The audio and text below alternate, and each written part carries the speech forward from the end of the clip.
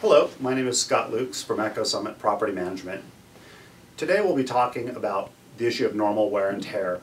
It's an incredibly important issue because this is where professional property managers and investors tend to get themselves in trouble when it comes to security deposit disposition. So we just moved a tenant out and we find that the carpet is very badly worn from when the tenant moved in. So before we withhold security deposit and make the tenant pay for replacing the carpet, we have to ask ourselves some questions. The first question is, how long has the carpet been around? Is the carpet brand new, or is the carpet 10 years old?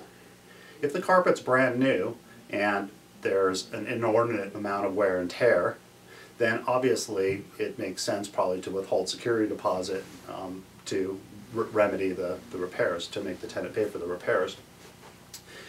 If, on the other hand, the carpet's 10 years old and was already fairly worn to begin with, and you want now the tenant to pay to replace the whole carpet, you might want to think again, because at least in the state of Colorado, a court will typically deem the useful life for carpet, and paint for that matter, to be 3 years in a non-owner occupied property.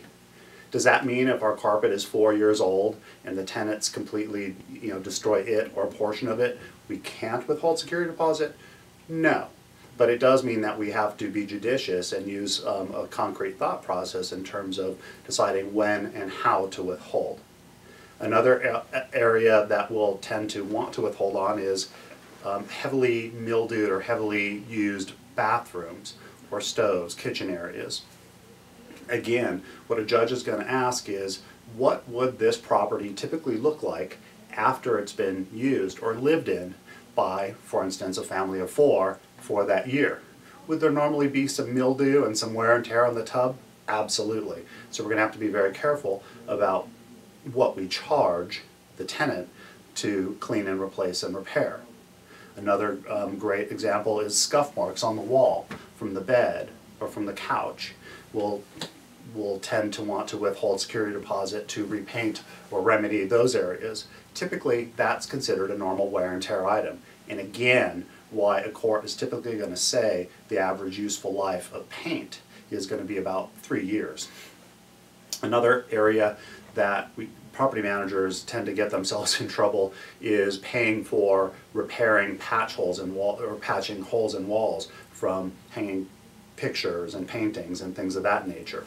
The big question always is, what is normal wear and tear when it comes to hanging something on a wall?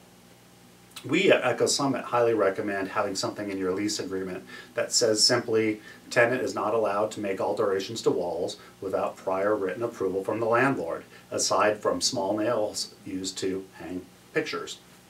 So as long as you have this in your lease, then you're never going to get into an argument in court as to when the tenant who mounted a big plasma TV and drilled big holes in your wall and had anchor bolts is contesting your charge for what they consider normal wear and tear. Of course I hung my TV. All TVs are made for wall mount these days. So does that also mean that when the hat collector that has 1,000 baseball hats that they artfully displayed on their wall with 1,000 nail holes in your wall, just because it's in the lease, that's a normal wear and tear item, that's excessive? Absolutely, we're going to charge the tenant for that. And we're not just patching each hole, we're going to retexture and repaint that whole wall. The tenant will pay for that. Well, thank you for joining us. I hope this topic was useful to you. For more information on this topic, as well as others, please visit us online at echo-summit.com/education. Thank you very much.